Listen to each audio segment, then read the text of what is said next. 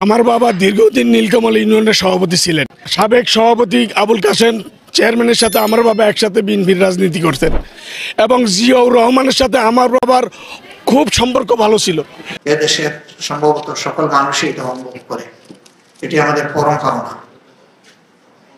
আপনাদের এই অনুভূতিটাই আমাদের পরম পাওনা। কিন্তু ভবিষ্যতে আমরা যখন কোনো সুযোগ পাব, আমরাই যাতে আবার আরেকজনের উপরে জুলুম না করি, আপনারা আমাদেরকে শক্তভাবে ধরে সাহায্য করবেন। যে কষ্ট আমরা পেয়েছি অন্যদের দ্বারা, আমাদের দ্বারা যেন একই কষ্টটা অন্য কেউ না পায়।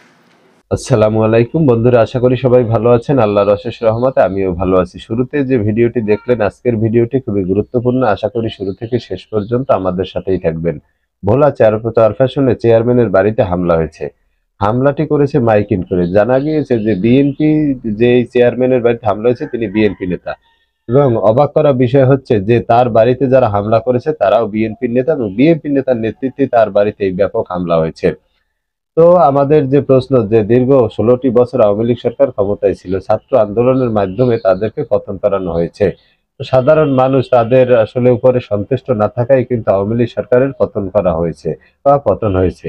তো সেখানে আবার একটি এখন যে অন্তর্বর্তীকালীন সরকার রয়েছে, তারা দাবি করেছে যে তারা দেশে একটি সুন্দর পরিবেশ সৃষ্টি করবে এবং পরবর্তীতে একটা সুন্দর নির্বাচনের মাধ্যমে একটি গণতান্ত্রিক সরকার মানুষকে উপহার দেবে। কিন্তু সেই চেষ্টায় তারা কাজ করছেন, এই লক্ষ্যে তারা কাজ করছেন। কিন্তু বর্তমানে বিভিন্ন জায়গায় বিভিন্ন রকমের অপ্রীতিকর ঘটনা ঘটেছে। তো যেখানে বিএনপি আগামীতে সরকার গঠন করতে চাচ্ছে, সেখানে বিএনপির কর্মকাণ্ড জনগণের জনবান্ধব হওয়া উচিত। বিভিন্ন জায়গায় বিভিন্ন রকমের ঘটনা ঘটছে। এর ভিতরে আপনারা এই যে দেখেন, ভোলায় চেয়ারপারসনের চেয়ারম্যানের বাড়িতে মাইকিং করে হামলা হয়েছে। মাইকিং করে যে চেয়ারম্যানের বাড়িতে হামলা হয়েছে, তিনিও একজন বিএনপি নেতা এবং যারা হামলা করেছে তারাও বিএনপি নেতা।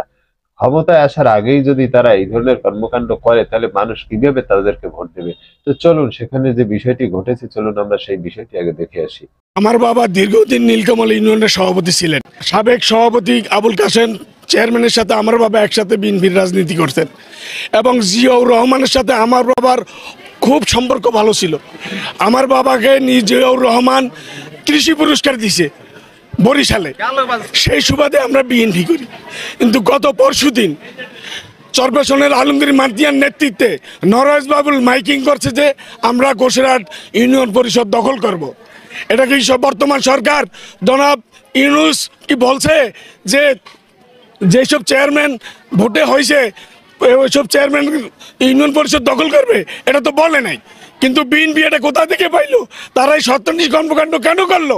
এবং এই মাইকিং করিয়া গতকালকে ইউনিয়ন পরিষদ আক্রমণ না করিয়া সরাসরি নরওয়েজ বাবুলের নেতৃত্বে নুরাবাদের সুনাম মেম্বার সহ অতর্কিত দেশীয় অস্ত্র শস্ত্র আমাদের বাড়িতে হামলা করে।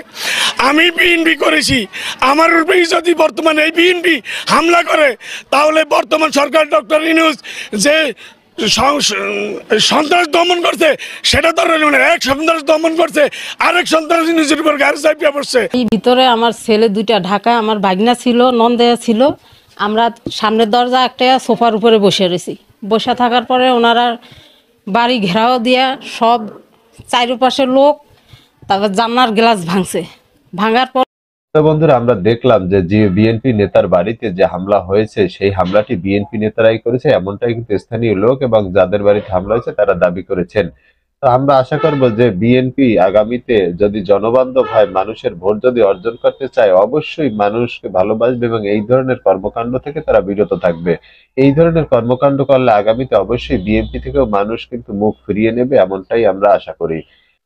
তো বন্ধুরা, জামায়াতের যে নিবন্ধন বাতিল হয়েছে, আইনিভাবে রাজনীতি নিষেধাজ্ঞা দিয়েছিল আওয়ামী লীগ সরকার, সেই নিষেধাজ্ঞা প্রত্যাহার হওয়ার পরে জামায়াতের আমির যে বক্তব্যটি দিয়েছেন, আমরা সেখানের কিছু অংশ চলুন শুনে আসি। আপনাদেরকে সাক্ষী রেখে বলছি যে রাজনৈতিক দল হিসেবে কারো প্রতি আমাদের কোনো ক্ষোভ নেই, আমরা সবাইকে ক্ষমা করে দিলাম।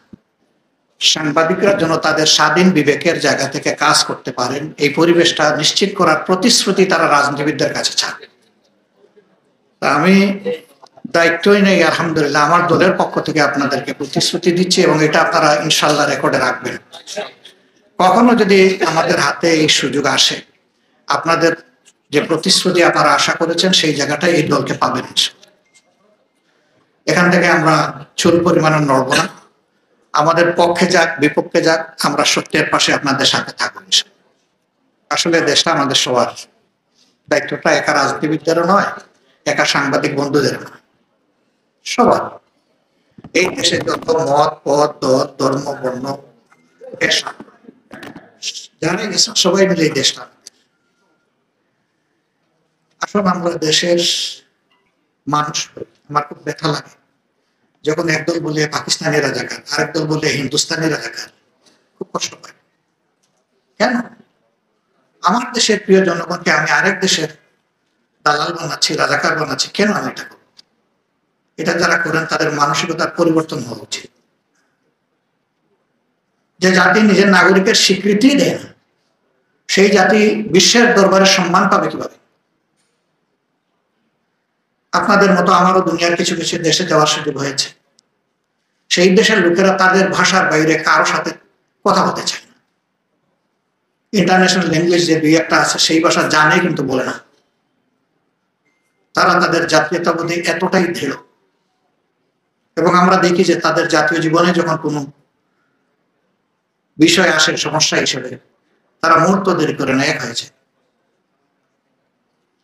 তাদের একটা স্লোগানই আছে, my country right or wrong. আগে আমার দেশ, দেশকে আমার সেভ করতে হবে। সেভ করতে গিয়ে এটা ভুল হতে পারে, শুদ্ধ হতে পারে, অন্যের উপরে জুলুম হতে পারে, এটাকে তার কিছু মনে করে না। আমরা সেই সংশয় নাই, দেশ আমার সেভ হোক, কিন্তু কারোর উপর আমার দ্বারা জুলুম না হোক। এটাই হচ্ছে বিশ্ব শান্তির মূল মন্ত্র, যে আমি আমার দেশের স্বার্থ অবশ্যই দেখবো, কিন্তু আরেকজনের স্বার্থের উপর আঘাত দিন। আমরা মুসলিম, আপনারাই বলেছেন, আমরা এখানে বলিনি। এদেশের সম্ভবত সকল মানুষই এটা অনুভব করে। এটি আমাদের পরম পাওনা। আপনাদের এই অনুভূতিটাই আমাদের পরম পাওনা। কিন্তু ভবিষ্যতে আমরা যখন কোনো সুযোগ পাবো, আমরাই যাতে আবার আরেকজনের উপরে জুলুম না করি, আপনারা আমাদেরকে শক্তভাবে ধরে সাহায্য করবেন। যে কষ্ট আমরা পেয়েছি অন্যদের দ্বারা, আমাদের দ্বারা যেন একই কষ্টটা অন্য কেউ না পায়। এবার আপনারা দেখেছেন পরিবর্তনের প্রথম দিন থেকেই আমরা চেষ্টা করছি আমাদের জায়গায় একটু সজাগ থাকা।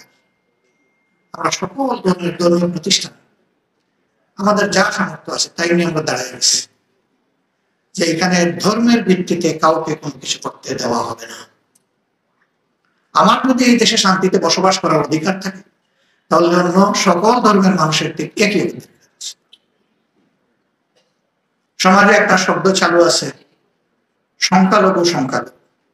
এই শব্দের মাধ্যমে কিন্তু সমাজটাকে ডিভাইড করা হয়। আমরা এই কনসেপ্টের সাথে একমত। নেইদার মেজরিটি নর মাইনরিটি, উই ডিমান্ড ইউনিটি। এই মাইনরিটি মেজরিটি স্লোগান আমাদের দেশে যত উঠে, দুনিয়ার আর কোন দেশে উঠে আমি জানি না। প্রয়োজনটা কি? আমরা তো মিলেমিশেই আছি। আজকে আল্লাহ শুকরিয়া আদায় করছি, 26 দিনের মাথায় বা 27 দিনের মাথায় আমাদের উপর যে জুলুম করা হয়েছিল, সর্বশেষ জুলুম আমাদেরকে নিষিদ্ধ করে, সেটা ইতিমধ্যে প্রত্যাহার হয়েছে। আলহামদুলিল্লাহ।